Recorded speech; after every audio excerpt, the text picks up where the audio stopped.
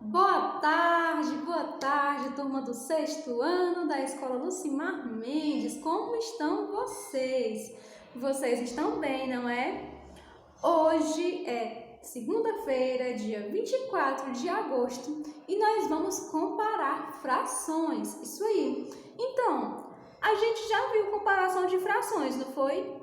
A gente viu isso, galera, na quarta-feira passada.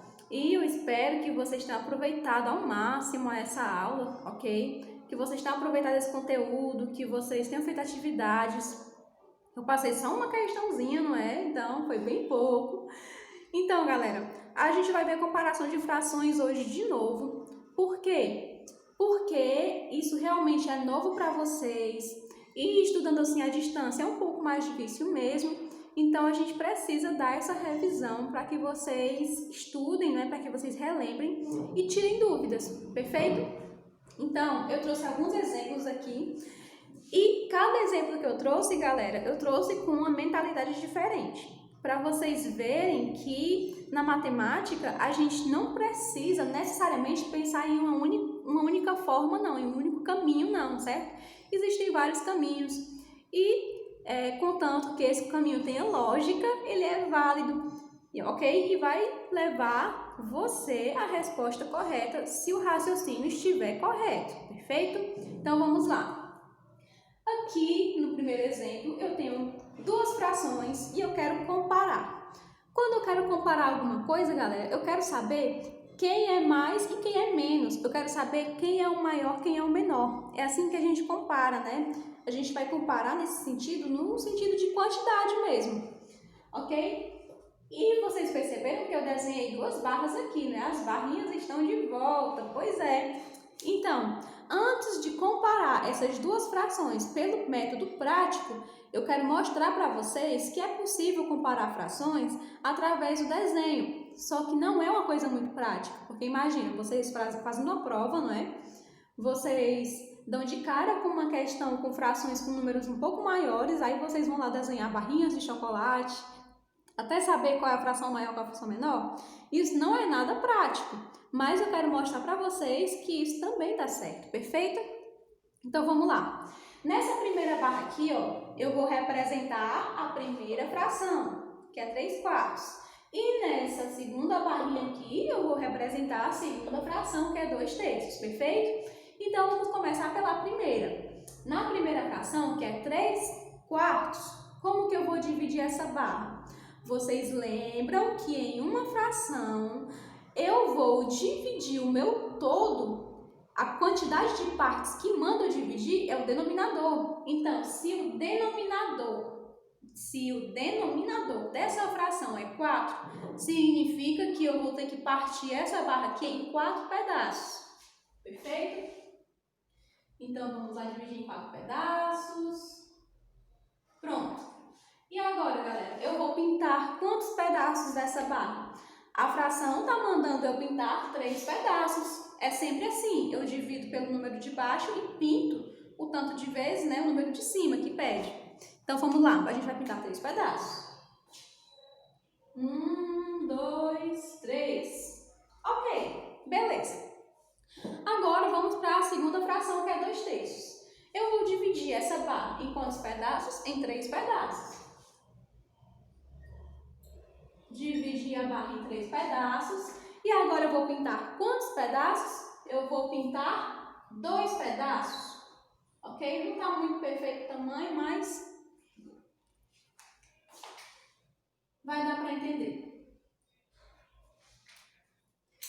Então, um pedaço, pintei 2 pedaços. Então, dá para perceber qual das duas é maior, não é? Assim, as duas elas representam uma quantidade bem próxima, mas dá para perceber que a fração de cima é maior, certo? Ela é um pouco maior do que a de baixo, perfeito? Então, através do desenho, a gente pode visualizar qual das duas é a fração maior. E através desses desenhos, a gente percebeu que a maior quantidade pintada da barra foi a da fração de cima, que representava a fração 3/4. Então, 3/4 é a fração maior, perfeito? Agora, vamos comparar essas duas frações, as mesmas frações, através do método prático. Como é esse método prático? é o método em que a gente reduz as duas frações a um mesmo denominador. Isso é muito importante no estudo das frações, galera. A gente tem que saber reduzir duas frações ao mesmo denominador. E foi isso que a gente viu na aula passada também, ok? Então, vamos relembrar. Eu tenho aqui as mesmas frações, 3 e 4, né? 3 quartos e 2 terços. E eu vou reduzir essas duas frações ao mesmo denominador. Qual é o primeiro passo que eu preciso fazer para reduzir essas duas frações ao mesmo denominador? O primeiro passo é fazer o MMC dos denominadores, perfeito? MMC, mínimo, múltiplo, comum. O mínimo múltiplo comum a 4 e a 3, que são os denominadores. Vamos lá. Como que a gente calcula um MMC? Através, primeiro, da decomposição desses números, né? Então, 4 e 3, 4 e 3, né? Esses números são primos entre si. Se fosse um MDC, a gente nem poderia começar essa decomposição. Mas como é um MMC, a gente pode começar assim, pode continuar até o final. Por quê? Porque a gente pode dividir só um número caso o outro não dê certo. Então, vamos começar por 2. No caso do 2, o 4, eu posso dividir por 2, que dá 2. Mas o 3 não. Mas como é MMC, não tem problema, eu repito 3. Agora, eu tenho 2 e 3. Ainda posso dividir por 2? Posso. Que eu vou dividir 2 por 2, que dá 1. E repito 3. Agora, eu só posso dividir o 3 por ele mesmo. Eu vou repetir o 1, 3 dividido por 3 vai dar igual a 1. E minha decomposição acaba. Agora, quanto é? 2 vezes o 2, 4. 4 vezes o 3 é 12. Então, 12 é o mínimo múltiplo comum a 4 e 3, ok? Então, esse vai ser o novo denominador dessas duas frações ao mesmo tempo. Eu vou colocar aqui em cima porque aqui está muito pequeno o espaço, né? Então, vamos lá. Eu coloco logo o tracinho, não é? Por que eu coloco só o tracinho da fração?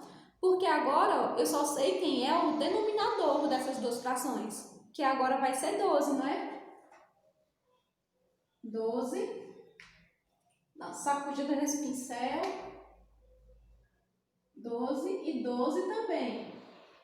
Isso é tudo que eu sei por enquanto, que o denominador dessas duas frações aqui, ó, não é mais 3 e 4, agora é 12 e 12. E quem vai ser o numerador? Prestem muita atenção nessa parte. O numerador, galera, a gente vai calcular raciocinando. Não tem uma fórmula, é para raciocinar. Pensem comigo. Vamos primeiro olhar só para a primeira fração. Olhem só para a primeira fração. E olhem só para a primeira fração aqui também. Só para a primeira, esqueçam a segunda por enquanto. Então, qual era o denominador da primeira fração? Era 4. Agora é quanto? Agora é 12. Então, qual o número que eu multiplico por 4 e a resposta dá 12? Qual o número que eu multiplico por 4 e a resposta dá 12? É o 3. Quando eu multiplico 4 por 3, dá 12.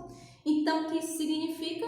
Significa que eu vou ter que multiplicar por 3 também o numerador. Quanto era o numerador? Era 3. Vamos multiplicar 3 vezes 3? 9. Então, esse vai ser o novo numerador, galera. 9 dozeavos. A minha fração primeira ó, já está transformada. Agora, vamos para a segunda. Agora, prestem atenção somente na segunda fração. Somente a segunda, ó. Antes, como era o denominador da fração antes? Era 3. E agora é o quê? Agora é 12. Qual o número que eu multiplico por 3 que a resposta dá 12. Qual o número que eu multiplico por 3? 3 vezes o quê? Que a resposta dá igual a 12? 3 vezes o 4, não é? Então, é como se eu tivesse multiplicado 3 por 4. 3 vezes 4 igual a 12. Então, eu tenho que multiplicar aqui em cima por 4 também. Por 4 também. 2 vezes o 4 é quanto? É 8. É 8. Então, galera, reduzir as duas frações a um mesmo denominador. Essas duas frações aqui representam a mesmíssima quantidade que essas duas frações aqui. Representam a mesma quantidade